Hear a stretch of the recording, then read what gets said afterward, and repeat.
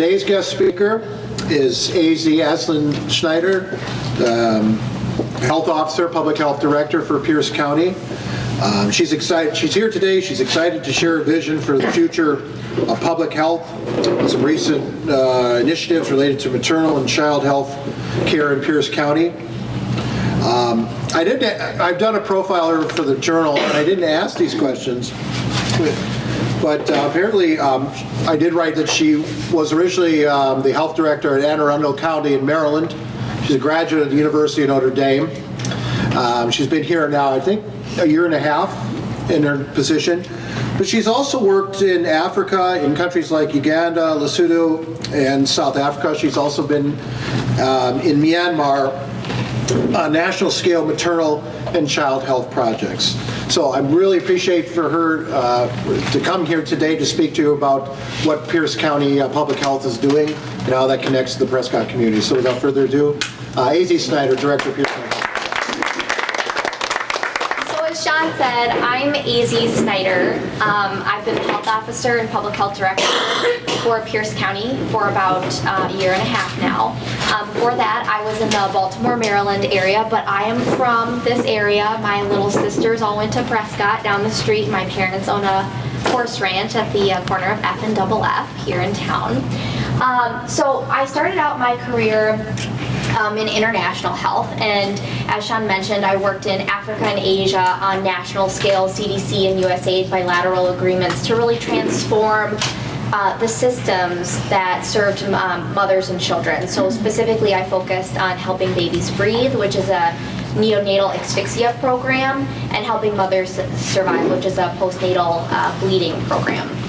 So I was living in Baltimore, I was working for the Johns Hopkins University, and I was traveling all over the world working on health equity and public health issues, and I lived in this neighborhood that was right next to the hospital. It was considered a very up-and-coming neighborhood, but there was a lot of diversity in my neighborhood. It was one of the most diverse zip codes in the United States, and I was watching my next-door neighbors have terrible health outcomes when they lived in the shadow of one of the best medical schools and hospitals in the world. And it just made me realize maybe my calling isn't to work around the world. Maybe I need to start focusing on my own neighborhood. So I applied for a job at the local health department in that area. The doctor who was in charge of the health department at the time took a chance on me, hired me with no local public health experience, and I had a really transformative experience in the community. So I'm really excited to be home. My husband and I just bought a house in the River Falls area. It's great to be near all my sisters and my parents, so I'm excited to start working at Pierce County. So when you guys think about public health, what words come to your mind? Vaccinations. Public? Okay, vaccinations. I hear that a lot. Anything else? Endangered children. Sure, endangered children. I will definitely talk a lot about that today. Education. Education. Senior care. Senior care. So I'm hearing a lot of different populations here. I'm hearing a lot of different types of interventions.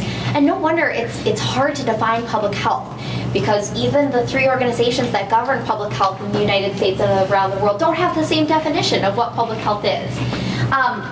My favorite definition is the WHO definition. So it says the art and science of preventing disease, prolonging life, and promoting health through the organized efforts of society. And I love that organized efforts of society piece, because that really gets to the heart of what public health is.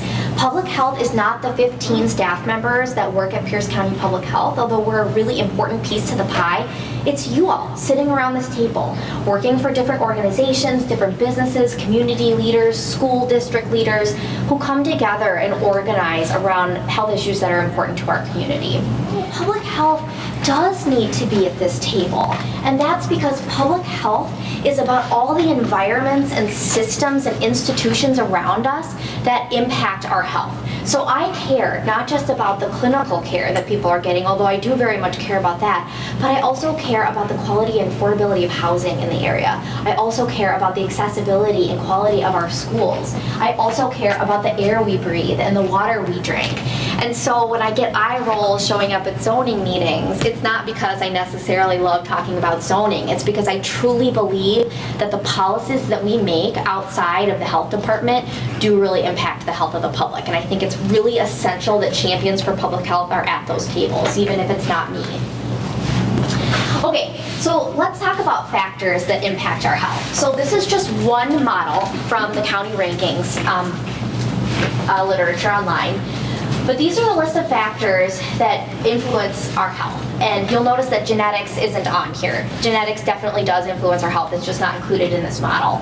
And then on the other side, we have a percent influence. I want you guys to guess, what percent influence do you think health behaviors has on our health?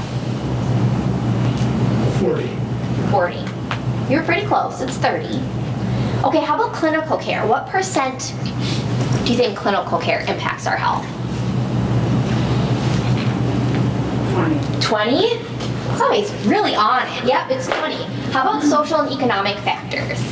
So that's things like race, income, schools, childhood trauma. What do we think? 40. It is 40. You guys are so smart. It is 40%, and physical environment is 10%. Some people aren't surprised by this at all. It sounds like most of you aren't. Some people are really surprised that clinical care isn't a bigger slice of the pie. But over and over again, we're finding out that clinical care is really occurring at the time where disease has already occurred in the body.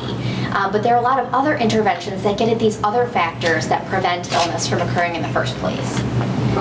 Okay, so I can't present to the public if I don't talk a little bit about what the health department does. So if you've seen one local health department, you've seen one local health department. Even in the state of Wisconsin, even two health departments right next to each other of very similar sizes may have completely different programming. And that's because the state gives us a lot of leeway, we have local control in Wisconsin, about what types of programs and interventions we provide. So I stole this model from Kansas State, but this is the foundational model for public health. So what this is these lines right here are the things that every local health department absolutely must offer. And then everything above this line, the levels will vary depending on what the needs of the program are. And then under here, you'll see these core capabilities. So these are the things that every health department should be able to do. So assessment, we're data scientists. I'm an epidemiologist by training. We are really good at taking data, aggregating it, and presenting the results to the community. We do a lot of all hazards preparedness and response. So we're getting ready for a large full-scale anthrax exercise with Minnesota State Health Department next year. Communications. Public health professionals have to be really good storytellers. We have to be really good at really simplifying complex data and presenting it to stakeholders. Policy development and support. So it's really important that we're at that policy making table. Community partnership development. I'll talk a little bit more about our community health partnerships later in the presentation. Organizational competencies, so those are things like community engagement, capacity building of nonprofits, and then addressing health equity and the social determinants of health. You'll see that nowhere on here is clinical care except for access to clinical care. Local health departments in Wisconsin used to very much act as if they were free clinics. And that's because a lot of people did not have affordable coverage. A lot of people still don't. But in the age of ACA, public health has really shifted our focus away from individual care and more towards that policy and systems level intervention. I'll talk a little bit more about that later. So specifically Pierce County Public Health. We have a full-fledged independent reproductive health clinic in River Falls. How many of you guys knew that that existed? Okay, Sean knew. It's right on Wasson Lane. We provide free or no-cost services to anybody. Doesn't matter if you don't live in Pierce County. Doesn't matter if you're a legal resident. Doesn't matter if you live in Minnesota. We provide full-scale life resources to everyone who comes through our doors. So that's only once a month or once a week? It's open 5 days a week from 8 to 4:30. We have 2 nurses. Not get confused with free clinic. Don't get it confused with free clinic. Okay. We take care of here to here. Free clinic takes care of everything else. But free clinic does often refer to us, and we often refer to them if there are non-reproductive health issues. We provide full immunization services to children that are either uninsured or underinsured or on Badger care.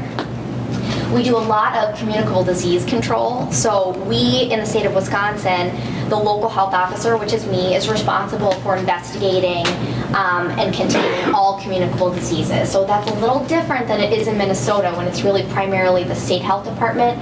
Here it's really the local health officers that have the statutory control. We do a lot of TB treatment for people with latent tuberculosis infection. I was giving this presentation the other day and someone said to me, tuberculosis, I thought that was done. I thought it was eradicated. It's not eradicated. We still have TB in Wisconsin. We still have TB in Minnesota. And we get a lot of kids coming in through UWRF's international program who come in with latent tuberculosis infection. And we really work with them to finish their medication regimen so that they will not develop active tuberculosis in their lifetime. Health promotion and chronic disease and injury. So we have a women, infants, and children supplemental nutrition program. That's why I'm a little stuffed up right now. I did finger pokes at WIC this weekend. I think one of the children exacted his revenge on me by giving me a cold. We have a car seat program. We give out car seats to families that are really low income, and we also will help install a car seat and train parents on how to install a car seat for anyone. We have a lot of mental health and substance use disorder programming through our Community Health Coalition, which is Healthier Together, and I'll talk about them later. We also have a tobacco control program called Wisconsin Wins, where we work with local youth to visit tobacco retailers and see if they'll sell to people under the age of 18. And then we work with police departments to issue citations and educate vendors about the importance of properly checking IDs. Environmental health, we have a human health hazard ordinance in Pierce County and all the surrounding municipalities that I enforce, and I'll talk a little bit more about that later, but basically I get complaints from social services, police departments, neighbors about living conditions that are really unsanitary and unsafe. I go out, do inspections, I issue orders, and then enforce.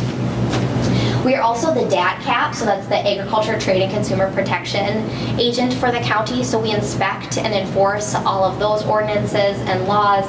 So we inspect campgrounds, hotel motels, restaurants, pools, all that stuff. And we're also the DNR agent for the county. So if there's a community well that's used by the public in general, like a church, we do the well testing for them and ensure that they're compliant with drinking water requirements. And then maternal and child health, we have a birth to 3 program. How many people have heard about birth to 3? Okay, a couple people, good. So birth to 3 is this really great program where if a child under the age of 3 is having developmental issues, so that could be they're slow on speech, they're slow on motor skills, maybe they're having some social emotional development issues, birth to 3 will actually come into the home and provide physical, occupational, speech therapy, or special education in the child's natural environment. It is very, very low cost to the parents, and we bill almost all insurance. We also have prenatal care coordination, which is a Badger Care benefit for pregnant moms. We send out welcome baby packets to every baby born in Pierce County. And we also, as I mentioned, have a reproductive health clinic. Access to care is an area where we are still really very much in transition. We do have a home care program, which you may have heard is closing at the end of this year. And then we do have some other clinical programs like immunization and reproductive health. But we're really shifting our focus from just direct provision of services to looking at the system which provides people access to care and how we can improve that. So we do have a CAC counselor, so that's Wisconsin's open enrollment. So we help facilitate open enrollment for people that want to get insurance through the marketplace. And we're also partnering with United Way's a new 211 system. So Minnesota 211 used to handle all the 211 calls for this area, but starting this month, United Way in Hudson is starting to take over that database and all the calls from this part of Wisconsin. So that's a huge deal because the Minnesota database was super outdated. They didn't invest a lot of resources in scanning what was here going on locally. And United Way 211 is really going to take the lead on making sure that those calls are properly routed to community resources. So I wanted to talk about the state of maternal and child health in the county because I hear you guys are very interested in maternal and child health. This is a human health hazard that I investigated last month. There was a 3-year-old girl living in this house and she slept on that couch every day. This may be shocking to you and I don't want to upset you, but this is something that we see on a regular basis. And it's so easy in these situations to look at the parents in disgust and say, how could you let it get this bad? How could you let your child live like this? But in this particular case, the more I learned about this young mother's life, the more I realized that these problems weren't all due to those individual behaviors. Really, a lot of this was due to the environment that she grew up in, to the social relationships she had with those around her, and really a lot to do with the trauma that she herself had suffered as a child. So how many of you have heard of ACEs, Adverse Childhood Experiences? Okay, so ACEs are super important. I'm not going to go into them in detail. There's a ton of research online. But ACEs are adverse experiences that people have in their childhood. And we know from studying and surveying that most of us will have at least one ACE in our lives. So ACEs can be things like having drug addiction in your home, witnessing abuse, housing instability, those types of things. Going through a family divorce is also considered an ACE. So 64% of the population of Wisconsin has at least one ACE. ACEs can have very lasting effects through our entire life on our health. So they impact things like obesity, diabetes, our suicide attempts, our risk for contracting STIs, heart disease, cancer, COPD, and broken bones. They also really impact our health behaviors. So they increase, the more ACEs you have, the greater likelihood that you are to smoke, have issues with alcohol, and drug abuse. And ACEs also really impact those socioeconomic factors like your level of educational achievement. So you'll see here, this is the number of ACEs that people have, and this is the risk that they have of negative health outcomes, and there is a dead straight correlation between the two.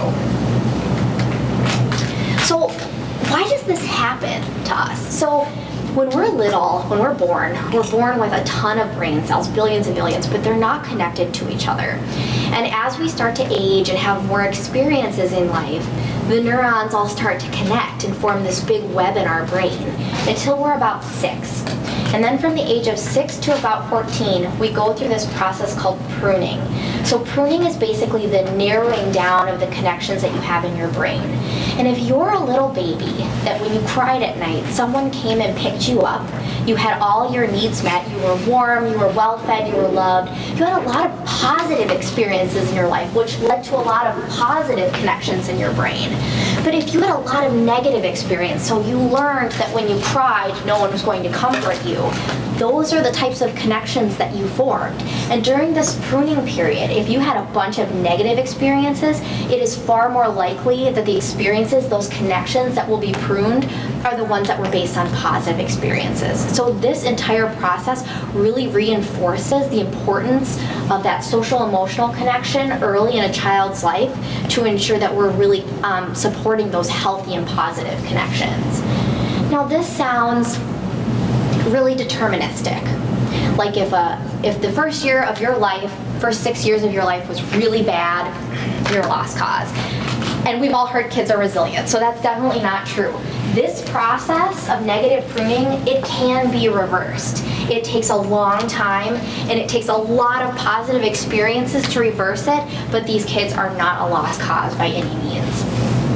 So what can we do about it? So as I mentioned, a lot of people kind of think that resilience is a characteristic that you're either born with or you're not. And we know that that is simply not true. Resilience in a community and in individuals can definitely be built up over time. So what are some things that we as a community can do to build up resilience? Trauma-informed systems. So Wisconsin has been talking about trauma-informed care forever and ever and ever, and training social workers and public health providers to provide trauma-informed care. So that's basically just having an understanding of the trauma that people have gone through and designing our own practice to ensure that we're acknowledging that trauma. But that's not good enough. We really have to develop trauma-informed systems that embrace people that may have issues because of trauma and ensure that that doesn't follow them throughout their lives. We really need to work on a county and as a system for screening and treatment for mental health and substance use. It's not consistently done for people. Birth to 3 is an awesome early intervention program, so I am trying to spread the word about that as much as possible because I really think it's one of those great tools that we have in our toolbox to stop the cycle of trauma in a generation. We do not have universal home visiting in Pierce County. you really have to kind of be in a bad place or have a lot of risk factors to get home visiting from a public health nurse or an educator. And so a lot of these families, if it's not obvious to the system, are having issues or struggling, they never get a home visit. So I think that's really important. Investing and supporting early childhood education in Wisconsin continues to be a fight at the state level, and it's really, really important. We know that children who have gone through early childhood education have better health outcomes throughout their childhood. Criminal justice reform, so the Pierce County Criminal Justice Collaborating Council is working at looking at how we can ensure that our criminal justice system is trauma-informed, especially for children and families. Supporting financial sustainability is really important. So how do we support families in finding affordable childcare? How do we ensure that families are getting caregiver tax credits? And then affordable housing. I heard a lot of talk about this earlier. I am not lobbying for any sort of position, but I will say that we know that access to affordable, safe housing does have really serious impacts positively on our health. We know that people without access to affordable housing tend to have harder time getting healthy foods and paying for prescription medications. So I talked a little bit about how public health is going through this really interesting transition right now. And this is kind of a graphic of what we've gone through over the past few decades. So let's go way back to the late 1800s. So it's pre-Victorian England. The streets are basically running right with sewage and rats. There's no sanitation, and people really believe that illnesses are caused by miasma, which is bad air. And then in the late 1800s came this really spurt of technological and medical growth, where we really realized that there are early interventions like antibiotics and vaccinations that can improve the health of the population. But there was still really this uneven access to health care based on people's race and socioeconomic status. There still is today, obviously. So then came Public Health 2.0. So that came out in the year 1988 from the Institute of Medicine, and it was this first really broad look at the public health institutions in the United States. So they talked to local health departments, state health departments, CDC, to kind of take the scan of what public health looked like in the United States. And this is a direct quote from this report in 1988 that said, "The state of public health in the United States is in disarray." So it was not a positive report. So it really was this call to reinvest in local public health. So it started this systemic development of public health as a government agency with really strict standards. So we now have accreditation standards that we have to adhere to if we want to be accredited. Pierce County is accredited. And then we've limited our focus on traditional agency programs like vaccinations and pushed forward more with some of those social determinants of health. Then came the recession, followed by the Affordable Care Act. So the Affordable Care Act was really a watershed moment from public health, because as I mentioned earlier, a lot of local public health departments, especially in the rural Midwest, really operated more like free clinics for the poor. The Affordable Care Act really forced public health to shift our thinking and ask, what is our value now that most people have health insurance coverage? And the answer is that public health's value really rests in that policy and systems improvement area, where we can encourage multiple sectors to collaborate, and we can really be that facilitator in improving the social determinants of health.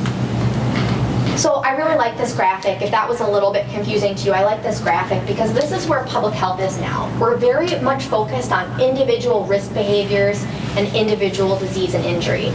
And we use our tools in our toolbox of individual health education, case management, and clinical care to address these conditions. But by the time these behaviors and these health conditions exist, it's too late. Something bad has already occurred. And this really is more of the area that we want our health systems to focus on. So public health's call going forward is to push back upstream into social inequities, institutional inequities, and living conditions before disease has occurred. And how are we going to do this? Well, as I said, public health is about the organized efforts of society. So it's really on public health to help identify those community issues and bring the right partners together around a solution. And we are really trying to do that through good policy. So why this change in public health? You're like, the free clinic's super important, and it totally is. But there's also very much a need for local public health. So each of one of these dots is a country in the developed world. And right here we have life expectancy in years and health spending per capita. Here's the United States over here.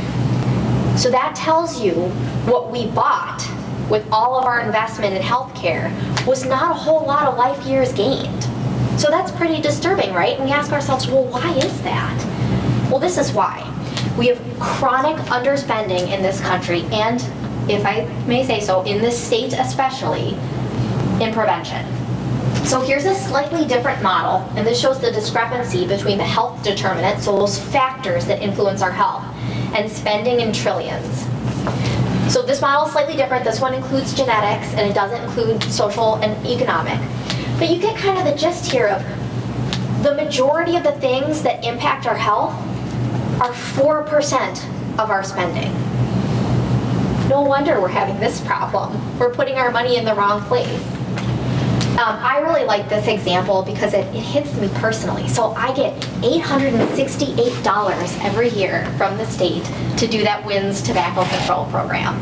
Is that enough to prevent youth from using e-cigarettes? No. I'm grateful, state, if you're watching this. That $800, please don't stop. But we spend millions of dollars in this state every year on healthcare for people that have diseases caused by smoking or secondhand smoke. And I get $800 every year to prevent kids from smoking e-cigarettes, which now we know for sure have negative health consequences. So this is the nation, this isn't Wisconsin, but this is annual cost in billions of dollars. This is the annual health cost caused by smoking. This is how much tax revenue we get from tobacco, and this $1 billion right here is the estimated amount we spend on tobacco prevention. Okay, so what's next for Pierce County Health? So we went through the strategic planning process to ask ourselves, okay, we're still kind of in that public health 2.0 mindset where we have a lot of individualized health behavior clinical services. What are the couple things we can do in the next couple years to get us to that public health 3.0 model? And we decided really there are two areas we need to work on as a health department. Strengthening our workforce. My public health nurse that graduated from nursing school in 1988, do you think that they ever taught her about the social determinants of health? Or how to organize a community coalition? Or write a strategic plan? That's what we're required to do now, but our educations did not prepare us for that. So we really need to focus on strengthening the existing public health workforce and recruiting the new public health workforce. So this is what keeps me up at night. 1 in 3 by next year will be missing from the public health workforce. We will be missing 30% of the workforce that we need to keep the public healthy.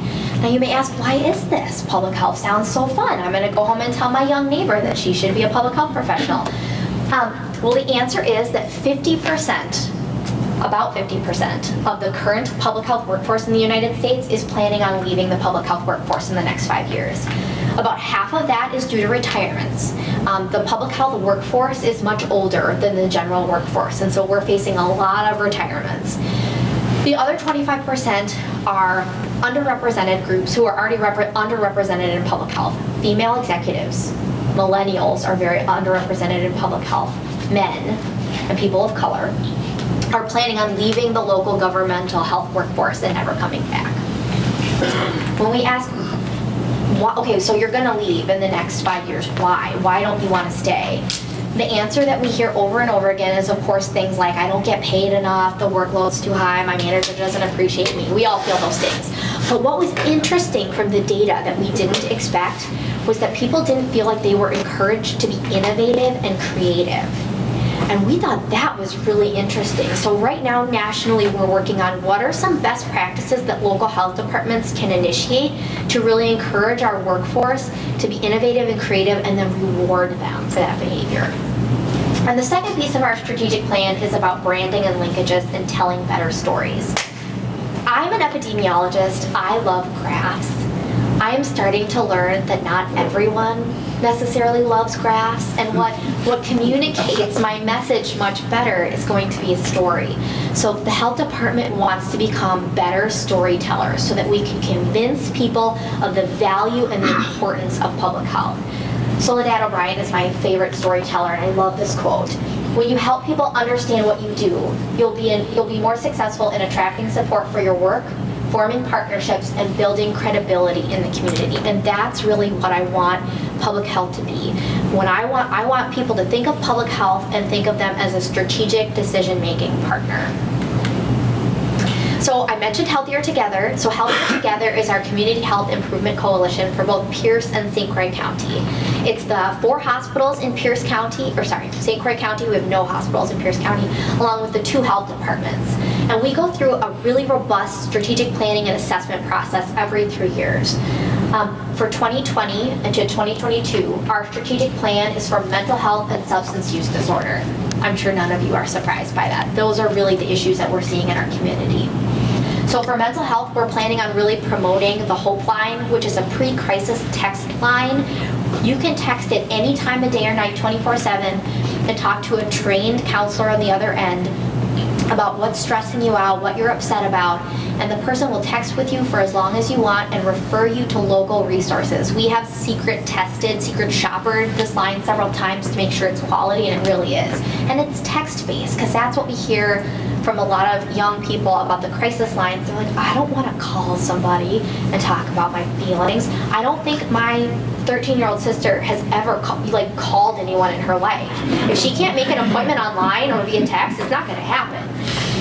So we're also really focusing on self-care for that secondary trauma that especially a lot of our social workers and caseworkers in the counties are suffering from right now. We're promoting Dementia Friends and Dementia Friends Live to really build healthy communities around dementia. We're promoting social-emotional screenings for children. For those of you with kids, I am 100% sure at some point in your child's life, they got a physical or speech assessment. How many of your kids got a social-emotional assessment before they were 3? I guarantee it wasn't very many.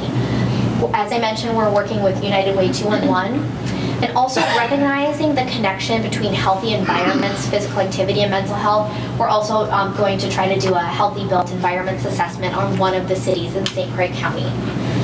For substance use disorder, which is a new area for us, over the last 3 years we really focused on alcohol abuse, but we decided to expand that a little since we heard from the community that methamphetamine, vaping, and opioids are also issues. We'll be doing some vaping prevention and treatment, so we have some really exciting programs that we're hoping that some of the schools will partner with us on.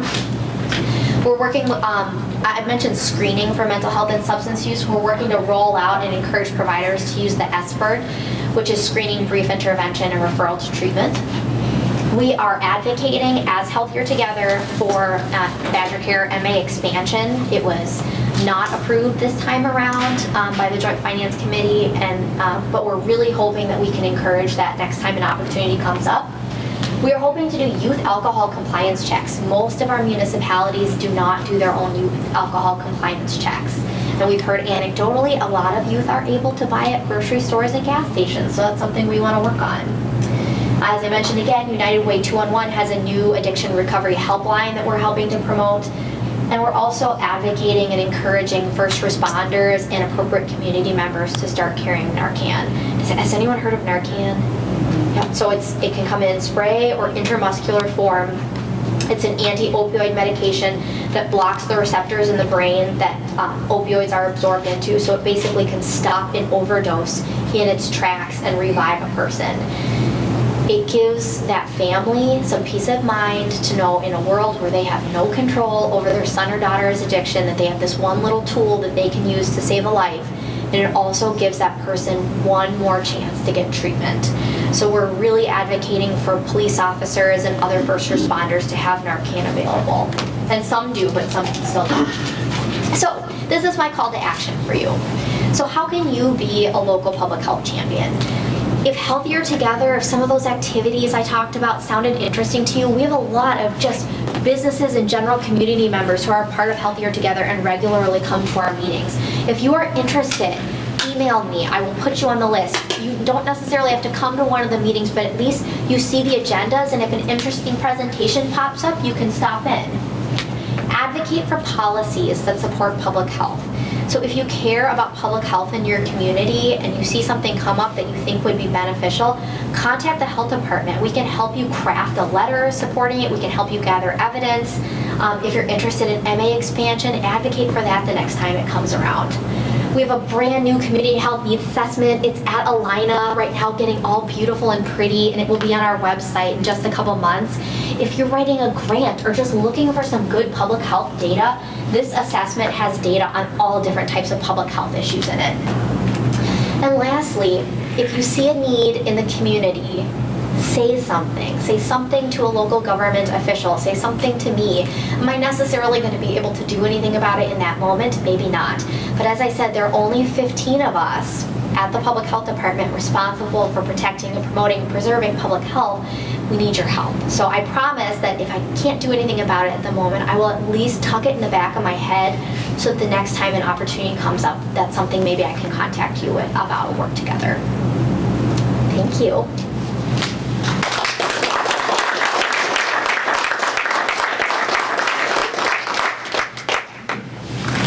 Remind us again what MA expansion is? So MA is Badger Care. We call it in Wisconsin. It's Medicaid. So it's for people that are making below the poverty line.